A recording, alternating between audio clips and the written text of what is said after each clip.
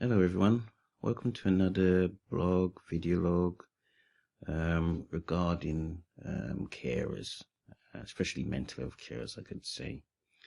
And my name is Matthew Mackenzie. As you probably have noticed by now that I do a lot of videos, written blogs. I even have my own mental health newspaper about raising mental health awareness and raising some awareness on carers, specifically because I'm a carer myself, so I can only really see things coming from perhaps a carer's perspective. I don't want to go on too much. I want to jump straight into this. Basically, I've noticed, and it's not noticing from other carers, but it's also from myself, carers go through difficult circumstances when they're caring for their loved ones. And what I mean by carer is that is someone who's unpaid, usually looking after a family member or a friend, and they're struggling in some sense to try and cope, mainly because their loved one is very ill. So carers tend to have to take time off to try and care for their loved ones or for a friend or someone close to them. If you want to look a bit more about what a carer is, please check out some of my other videos or take a visit to my my website. It's off my YouTube video. Well, this video is basically top 50 ways I would suggest about coping as a carer, and these things are fairly basic. And it's not just as a carer. I think anyone could use these things, these tips and strategies on how to cope if you're going through a difficult time. So how I rank these 50 tips is basically down to three things. One being how enjoyable they are to do, and this is very subjective because obviously it might be, what I find enjoyable might not be for you, and what I find not so enjoyable, you might find, well, no, I prefer that, I could enjoy that. So I'd grade them on how enjoyable they are, the skill level required to do them. Obviously, some people can play an instrument, which is one of the tips. Others can't do that. But the reason I've mentioned it is because it can be used as a coping mechanism. And the third criteria that I grade these tips on is actually what I would call the reward. So some things pay off really quickly, in a sense that when you try and do that particular strategy or tip, the reward is very quick, while others are gradual, but the reward gets greater each time. As they say, the harder things get to work towards, the greater the reward. So let's just jump straight into this. The first tip, which I would say which helps as coping as a carer, would be to laugh. The enjoyment factor for this is fairly high. I'd probably rate it 7 out of 10. And the skill required to do this is very low, perhaps 3. To laugh and to forget about things, I would say is very, very recommended if we take time to laugh as a carer. And depending on what we laugh at, you don't want to laugh at anything which upsets people, something enjoyable. But as long as we're laughing, and it's not something you can do every day. I don't think you can do that every day. A carer's role isn't all fun and games. We must know this. But taking time out to laugh can make a lot of difference. So that's the first one. Another one is reading a book or reading a magazine. Anything you feel that is worth reading, that you enjoy reading. Enjoyment factor, it's not always easy when you're picking up a magazine, I suppose. It takes time to find something interesting unless you know what you're going to read. Skill level required is easy, as long as you can read. And the enjoyment factor, I would say, or the reward would be average, really. I would say reading a magazine, anything you can pick up and read, take time out, It's not recommended, I suppose. If you have the time, go ahead and do it. Getting some sleep is the next one. Is the third one that I could recommend. Enjoyment factor. I suppose around our average. We all need sleep. It's very important. Obviously, it requires no skill to get to sleep. All you need to do is rest. And sometimes, if you don't rest, your body will tell you, get some sleep. It'll just collapse, and that's not the best. No, that's not the best way to do it. The reward, it really is very high. If you don't sleep, you will pay a heavy price. But some people, especially carers, need to be reminded you've got to get some sleep. You can't keep doing chores again and again and again for your loved one, because you will experience burnout. So that's the third one. The fourth is, I would say, close your eyes. And the reason I say this is, again, it's another way of just getting some rest. It's not sleeping, but it's basically saying, look, just close your eyes, sit down. Well, sit down first before you close your eyes, otherwise you probably trip over something. But just close your eyes, try and block out distressing thoughts, and just rest. But it's not sleeping. And the enjoyment level, I wouldn't say is high. All you're trying to do is just close your eyes. Skill level is very low. You don't need to do anything that requires a lot of thought. But the reward isn't too high, because it really does depend if you are really worried and stressed out. It's not something that is rewarding straight away, but it's something that is worth trying. The fifth one is drawing. The reason I say this is that it's a method to obviously do something creative, something that helps you forget. Enjoyment factors, it's really average, I would say, and you don't really need that much skill. The reward is quite high though, because as I stated, it's a way to forget, because you're doing something that you're concentrating on.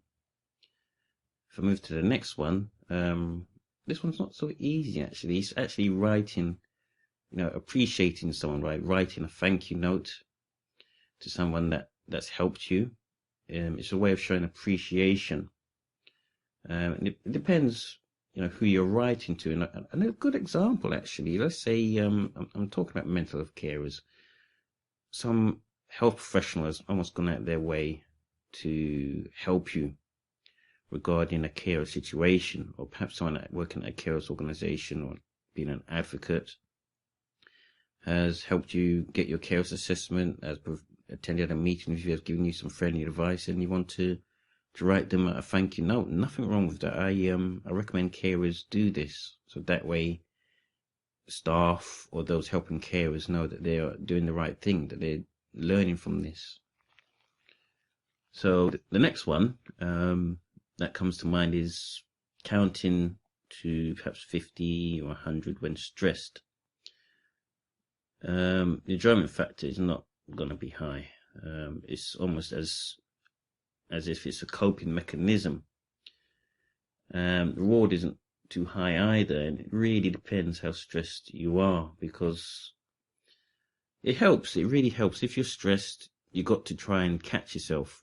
And you'll probably notice this a lot throughout the tips and strategies that I'm giving. A lot of them will be down to how can you catch yourself? How can you know yourself when you're in that stressful situation, when you're in that worrying situation, when you're in that depressing situation as a carer, when you feel like the world is collapsing on you. But it's something that you should really try, especially if you're arguing with the cared for, with your loved one who's not seeing your view, or they just can't see what is going to happen to them if they don't take in your views. But I would say at times it's worth trying to count to a certain point in a number can obviously de-escalate the situation. The next one would be listing for the future. Not so easy to do, fairly enjoyable. I also would say that the skill level is quite high on this one, because it requires a bit of planning. I think I could also say that you could always just start off quickly listing for the future. Remember, this is not a hard and fast list. It can take time to do, and you might want to revisit that list again in the future. And what I mean by writing a list for the future is where you're going to be as a carer in a year's time. Have you thought about this? Can you take this from your carer's assessment? Because that, again, is future planning. It's saying where you are now and where you could be in the future when you get your next carer's assessment. It's also for your own situation. Are you going to be in a job? Is that what you want? Are you going to study again? Do you want to take up an activity? Do you want to make some money? I really don't know, but these are the things that is recommended, what you could try. And the reason I also say this is it can help you stay on track, because, and I'll probably do a video about this another time, carers can tend to fluctuate because they're almost living the cared for's life. So when you're doing that, when you're caring for someone, you're actually forgetting about yourself sometimes. I mean, a once very wise person who was a CEO of a care center said to me, carers put everyone else first and themselves last. And the reason because of the title being a carer. So it's important that if you're a carer or becoming a carer, you please list at least 10 things, I suppose, for the future. Okay, let's go on to the next one. Inspirational quotes. Right. Enjoyment factor is fairly high. When you're feeling down, or even if you're not feeling down, and I've done a video of a few quotes. I recommend you watch that. Quotes saying that you're worth it, or you can cope. Something inspirational, because the more inspirational quotes that you read, the more that will stick in your mind.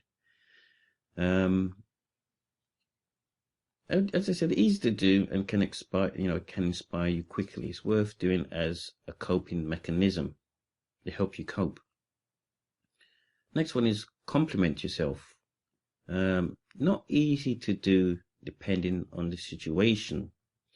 And it's also another form of catching yourself, because this is going back to psychology. We tend to think automatically. If we get into a negative situation or a stress situation, we tend to automatically think we're useless, we're not going to do this, everything's going wrong, it's our fault, blah, blah, blah, blah. So it takes time. The first time you can do this, give it a go, compliment yourself, say you are worth it, say you are doing something right. Even someone criticize you, take it on board, but don't just say that this is your defining character.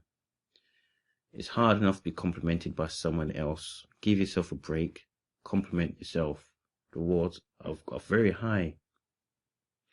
All right, the next one is visualization. Very, very hard to do. This is perhaps on the high range of perhaps catching yourself, because, as I said, we automatically think all the time, especially as carers, always doing something, doing a chore, worrying about what's going to happen to someone else we care for. Sometimes even worrying about ourselves, which might be a good thing. When you start worrying about yourself, maybe that's a sort of reaction to say, look, now it's time to focus on what you're worrying about. Now it's time to do something. Now, going back to visualization and why it's hard to do is, it's a way to stop stressful and worrying thoughts, just almost catching yourself and pausing, and you're visualizing on something that can help you distress. And a good example of this is when you start to worry about the future, you can visualize that whatever you're worrying about, let's say you're going to lose a lot of money, just imagine losing a lot of money written down on a balloon and visualizing that balloon it's just floating away. Now just try it now. It's just floating away. So you're visualizing on that particular stressful thought. You're also visualizing that it's the worst thing that could happen. It might never happen. You're visualizing on where your thought is perhaps picking up that it's going to be the worst scenario when it might never happen anyway. Visualization isn't an easy thing to do. It's worth looking up on visualization techniques, positive ones. But if you can do them, and it takes a long time, the reward is very, very high.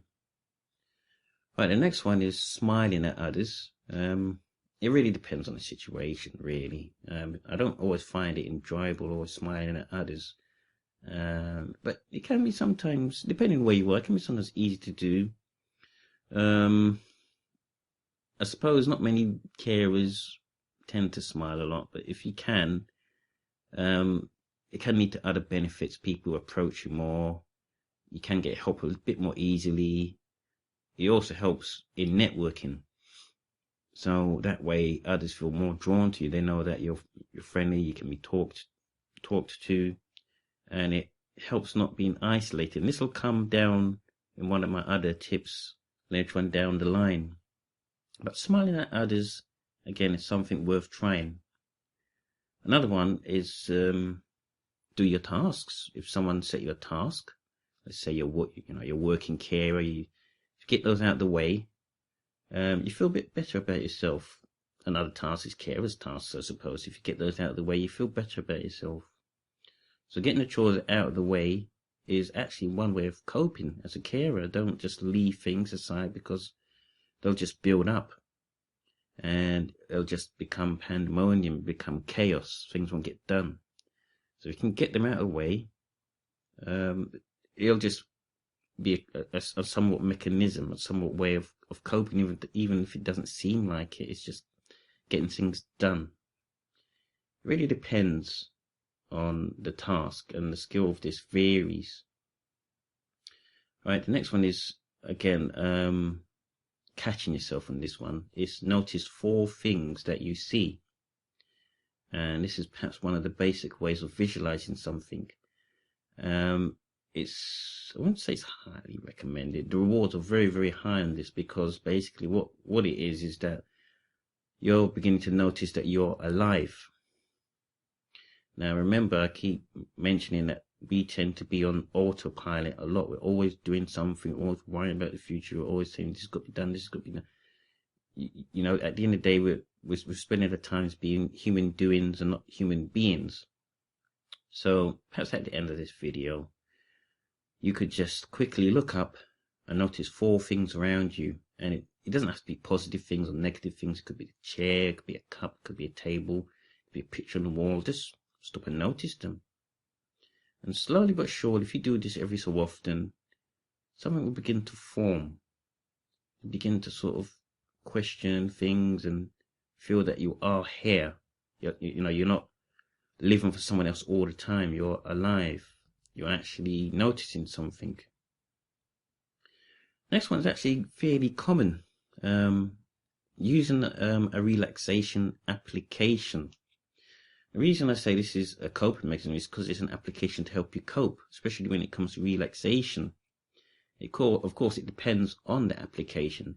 Another reason I say this is because of the things you can get on your mobile phone and on your tablets, on your laptop. And it's worth just downloading an application. A few of them are free. Try it out. See what ones can help you cope as a carer, or even if you're not a carer. Something like listening to peaceful sounds, or a CBT, cognitive behavioral therapy, diary or journal, or something that gives you tips on how to cope. Have a look and see what you can find. Okay, the next one is watch a funny movie. Very easy to do. The enjoyment factor is going to be very high because it's your choice on what you want to watch. The reward is also quite high. It depends if you have the time. Not going to be easy to do if you don't have the time, but I tell you what, try and make the time. Because as I say, if you don't make the time for yourself, you're just going to burn out, you're going to be stressed, you're going to take this out on someone, you probably might end up being the person you're trying to care for. Next one is cook something. Fairly okay. It depends what you're cooking. Not everyone enjoys cooking, so it varies on the skill level. But if you do it, the bonus is that it's something you might enjoy, and also you've got something to eat. So again, a coping mechanism for others, a bit of a chore for someone else. Planning a trip is also the next one. It depends where you want to go. But it's also, again, something that that you can plan in the sense that I think the word I'm trying to get to is escapism. Nothing wrong with that. It just perhaps is a coping mechanism as well. What you don't want to do is plan a trip where you feel that you don't want to come back to the situation where as a carer. You want to sort of use it as a way of, I'm going to plan a trip for a nice holiday, I suppose, respite. And it's a way of sort of, coping, not fully, because I wouldn't say be a carer to sort of, as if it was a nightmare and you don't want to, it's just a chore all the time. There are enjoyable things in being a carer, a mental health carer. But planning a trip is something that can perhaps help some people cope. Next one is identify your emotions. Not easy to do. The skill level is fairly high. And it's another form of catching yourselves. However, there are things you can do before you reach the stage of querying on how you can identify your emotions. It's worth doing because there will be situations where you will need to keep your emotions in check regarding on how you're caring for someone. The reward is very high if you can identify your emotions, and I would say that is something you need to do, especially if you're trying to cope as a carer. The reason why I say it's very high is because if you identify emotion, that is causing a lot of problems, and the thing is, once you identify it, the problem is half solved, and you can try and target that emotion to say, well, next time that emotion appears regarding a stressful situation, a worrying situation, you're going to try and do something differently, so that way that emotion doesn't get out of check. All right, the next one is express your feelings to someone close. Now, usually it doesn't always have to be the cared for, although I suspect that this might be important if you're a mental health carer, because it can make your caring role just a bit more easier. Because if the caree, or perhaps the service user, I suppose, or someone suffering mental health problems, feels that you're there for them and that you're expressing, your feelings to them, and in fact, it doesn't have to be. It doesn't have to be positive feelings, to be honest. It could be even feelings where you feel like you want to set boundaries. But if you're expressing your feelings to someone, if it's the cared for or even if it's someone else, then again, it's a sort of a coping mechanism, in a sense that you're taking the steps to say, look, either I appreciate you, or this is something I feel you shouldn't be doing. It's a way of making your role easier as a carer. And we could also perhaps look at this strategy or this tip in a more in-depth level at another video later on.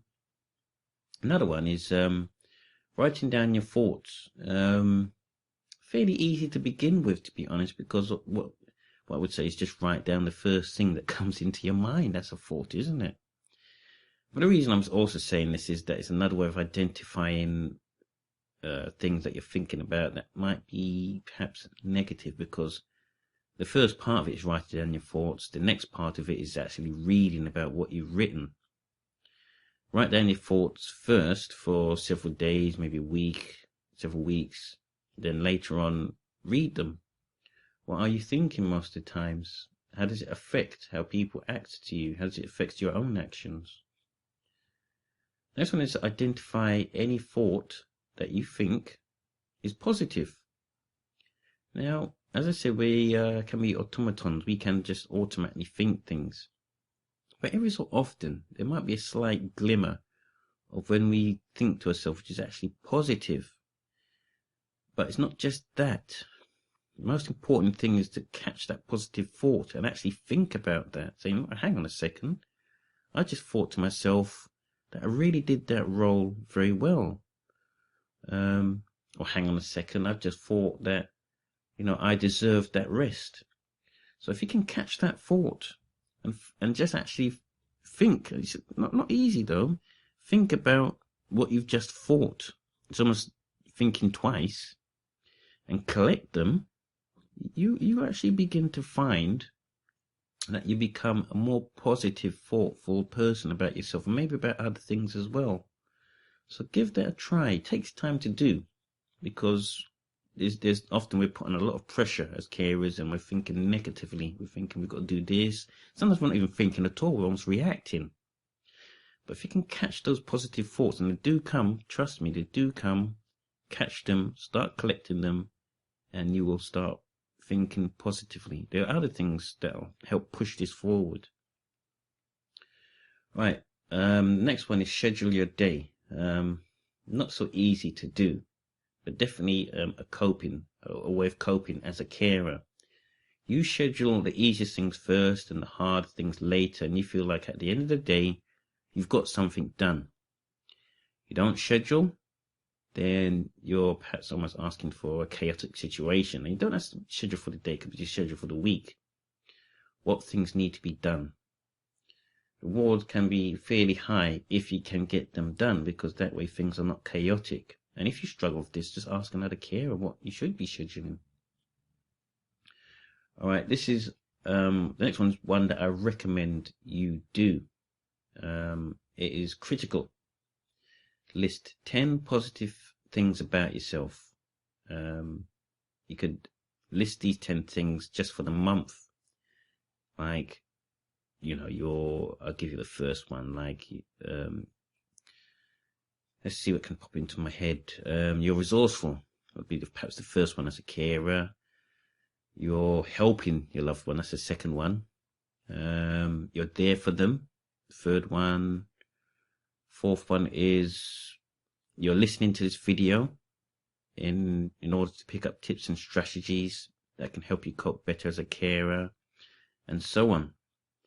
And keep those things in mind, because if we appreciate ourselves, or begin to appreciate ourselves, we can make things so much easier for ourselves. We can live with ourselves a bit more easier. We're not bringing ourselves down. List them, write them down, keep them somewhere. Look at them at a later date, and then the next month, increase that list. So first it's 10, next month another 10, next month another 10, and soon you begin to see that you're not such a bad person. Right, the next one that I can think of is tell someone you appreciate them. So it's not expressing your feelings, it's now you're telling someone that you actually appreciate them. This is, I'm afraid, isn't done enough in society. It's not done enough in the community. I would say, my criticism about this community, or any community, I suppose, is that what we expect as a reward is perhaps an exchange of money, I suppose. That's how the community is. Just telling someone, which is free, it doesn't cost anything, you appreciate them. Not always as a coping mechanism as a carer. I suppose it's just making your role as a carer just a bit easier, in some sense that it helps forms relationships, if you know what I mean. Helps bond things. Right, another one, which actually can help as a coping mechanism as a carer, is actually asking for help. Carers tend to leave this to the last moment. It's not always their fault. All sorts of things come at carers, and we're just not always that prepared. If you can ask for help sooner, it can make your role as a carer so much easier. Rewards are very high, because there's things that as carers we just cannot do, and we really do need to ask for that help. So if you're in a difficult situation, try and avoid that stigma, avoid that embarrassment. If you can't do it, be honest, get that help. Especially if your loved one is really struggling. I know it's a shame that carers have to beg for things sometimes, or hound someone, but you deserve it. Why should you suffer if that help is there and they're not doing anything, not listening? Sometimes you have to bang on doors almost. But you should do this. Another one, which is fairly easy to do, is listening to peaceful sounds. Again, this is taking time out. You're sort of just sitting there, turning on a radio, or downloading a music file, where you're just listening to a peaceful sounds, and you can do this for 1 minute, 2 minutes, even 10 minutes, just blanking out any noise and just giving your mind a rest, something peaceful. It's easy to do. You just need to take time to do this. Another one is taking deep breaths, and this really does depend on the situation. Again, it's another form of catching yourself, because the time you need to take deep breaths is when you actually are stressed. So it takes a while to sort of learn, but it's worth doing. Taking deep breaths. And sometimes it doesn't have to be a stressful situation. You can just practice taking deep breaths. It basically slows down the body, slows down the heart rate, just taking the mind off something awful. Take those deep breaths. Train yourself to do so. Okay, another thing, which is what carers do anyway, to be honest, is do something positive. All right, you've perhaps done something positive for your loved one, but I don't want to force carers to do something positive all the time, because they can get worn out. But sometimes you might feel like, I can do something for someone else. You might feel better about yourself. Sometimes carer relationships break down a bit, and you might go out there and think, look, maybe I'm not such a waste of space. I'm going to do something positive for someone, and they'll appreciate it. So doing something positive can be useful. It depends what you're doing.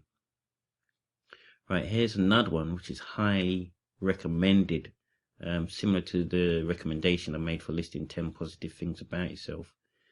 Very easy to do. The rewards are very, very high, and you don't need that much skill. And this is exercise. Now, it could be swimming, it could be jogging, it could be playing a sport, I suppose. Whatever it is, if you can do it. And sometimes not everybody can do certain things. It wouldn't be fair. But if you can do it, even if it's just walking somewhere for a very long time, as long as you're sweating while you're doing that task, exercise is the most recommended thing, not only for the body, but also for the mind. All right, the next one is think of something funny. And, I'm going to pause for 10 seconds, because what I want you to do is think of something funny now.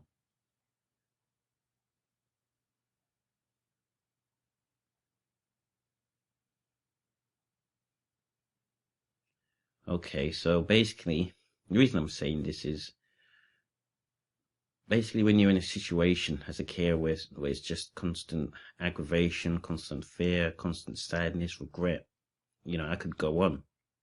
Thinking of something funny can really sort of dampen down that situation where you're turning things around and you're making yourself smile. It's not easy to do if you've gone through such a hard time. I really do know. I've been through this myself. But thinking of something funny is certainly a coping mechanism. Another one, similar to exercise, is, I suppose, taking a brief walk. You don't have to sweat while doing this. All you need to do is just walk for 10 minutes somewhere, get some fresh air. Very easy to do. Don't have to, as I said, don't have to walk long. You can if you want, but it certainly is useful as a coping mechanism. You can almost do this anytime. Next one is doing yoga. Not easy to do. Depends what you want to try. The rewards are very, very, very high. If you can do this often, it's certainly used as a coping mechanism. Fairly recommended. If you can do this, great. If you can't, there's always other things you can try. Another one is stretch. Recommended for, suppose, carers who are going through a stressful situation, and they're always hunched up, and they feel very clenched, tight. They're almost carrying their body as if they're very stiff. So it helps if they just take time out and stretch. It'll make a lot of difference. Easy to do, and it's certainly worth trying. Another one is listening to music. And it really does depend, I suppose, on what you're listening to. Recommended in some sense that you're doing something you like. Highly enjoyable, requires next to no skill. Rewards are very, very high. So if you wish, after this video, listen to some music, maybe for half an hour, take your minds off things. again, this is the third highly recommended thing to try. This is easy, very easy, but hard to sort of do if you're constantly doing something all the time. And this coping mechanism is just getting some rest. I'll repeat that because it's so important. Getting some rest. The reason why I say it's not easy to do, because it really does depend who or what they're suffering regarding on how you're caring for them. And sometimes it's down to the support that you're given as a carer. If you're given to next to no support, how can you get any rest? How can you get any respite? But then what you don't want to do is not get any rest at all, because if you don't get any rest as a carer and you get burnout and you get stressed and you end up using the services, then how can you care for someone? So at some point in time, you've got to get some rest. So please, as a carer, get some rest. Next one is positive self-talk. It's not that easy to do. Again, it's a form of catching yourself. I always say list positive thoughts first, and then trying to introduce those thoughts into positive self-talks, saying that you are worth it. That's the most basic positive self-talk you can do. Say to yourself, you're worth it. In fact, say this now. I know it sounds stupid and cheesy and gimmicky, but slowly and surely it does make a difference, because, to be honest, while you're waiting for others to say you're worth it, which doesn't always tend to happen, at the end of the day, you just have to say it yourself. You have to believe it yourself. You are worth it, and there is a reason why you're here. The next one is, again, highly recommended, as also highly recommended to getting rest, exercising, listing 10 positive things about yourself. And this one is talk to a friend. And the reason I say this is that the biggest thing carers can go through is carer isolation. Carers can be isolated due to their caring role. No one obviously wants to know them, and to be honest, no one sometimes, especially when there's mental health carers, people tend to not always want to visit. Stigma again. People think, I don't want to go to this person's place. It's always depressing there. So the next thing you can do is just ring a friend, talk to them, especially if it's a close friend. Sometimes you will get some people just hard to get hold of. Well, fine, you just have to make new friends. A friend is someone who wants to be there for you. Those who don't want to be there for you during the hard times, well, can you really consider that their friend? And sometimes when things are good, maybe they might come back and call to see how you are. But as a carer, it's critical that you don't get isolated. Just ring a friend, especially when things get really bad. You might need that listening ear. Another one is meditate. All right, I suppose it's easy to start off with. It depends what you're meditating on. The basic thing, I suppose, with regarding meditation is not to always meditate for silence, but meditate on what you notice. If you're not silent, then notice that.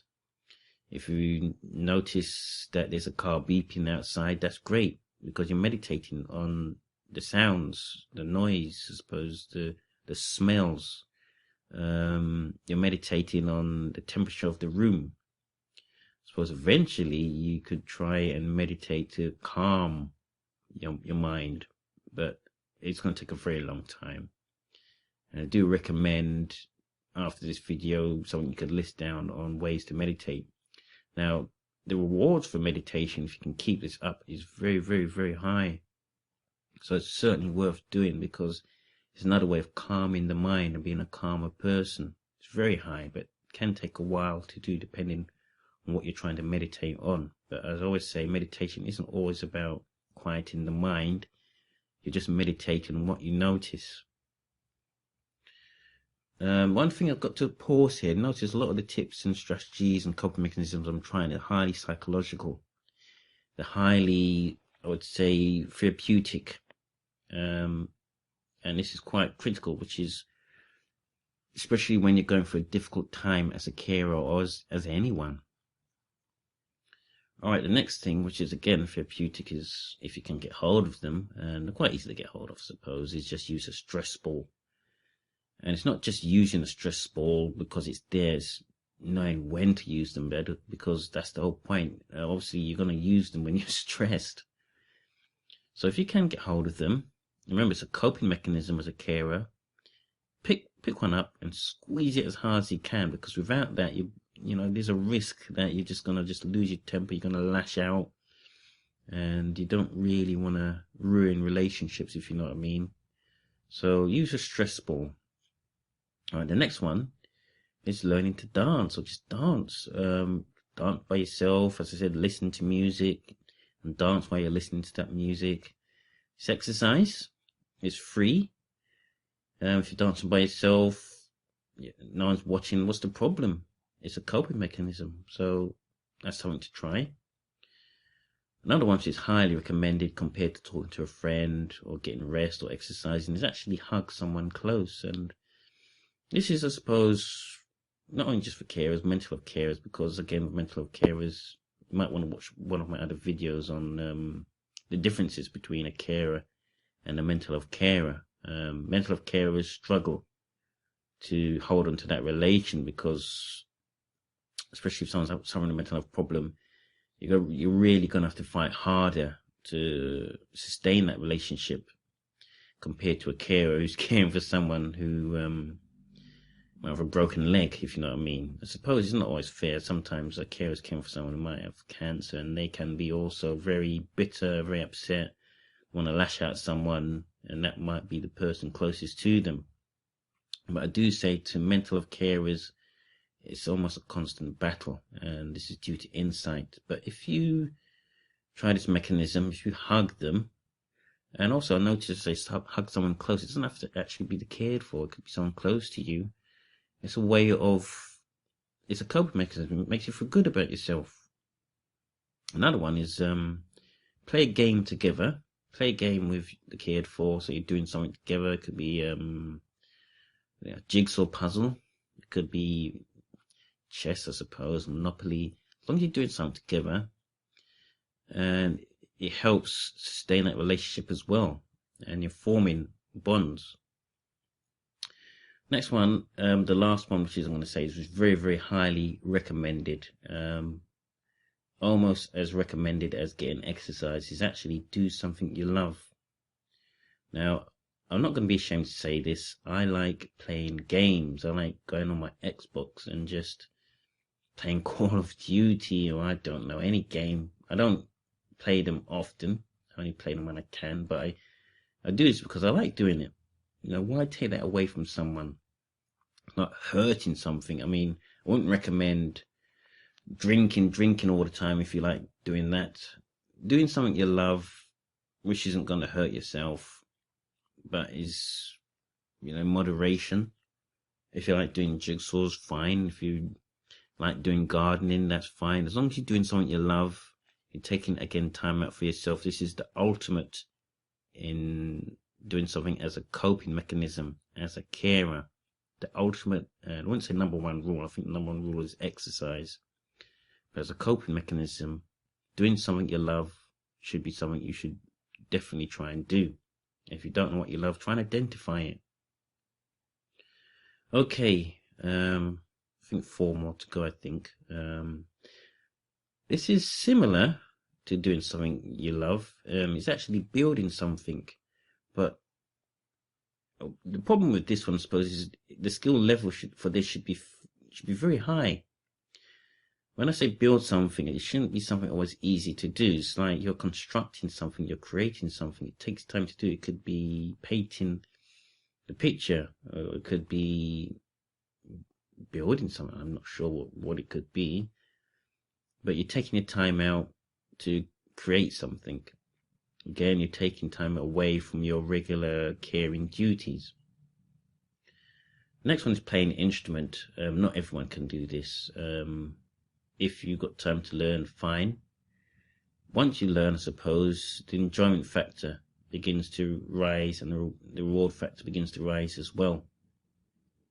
Next one is garden. Notice I mentioned within doing something you love, that could be down to doing gardening. Not everyone's gonna enjoy gardening, but for those who do enjoy it, the rewards can be behind that. You're keeping the garden clean, you're also taking your mind off things. There's also a bit of exercise all rolled into one. And the last but not least is having a positive attitude. Not easy as it seems. The rewards are very high, it's worth exploring, but researching on what you need to get a positive attitude regarding what you're facing now, or how you carry yourself, how you act, or how you interact with others, can make so much of a difference. So anyway, to end the video, I hope those tips will be useful. Definitely play the video again until they sink in. Coping as a carer is critical in your role. If you want to stay as a carer and not burn yourself out, you'll probably definitely need to try one, two, several of these things. Give it a go.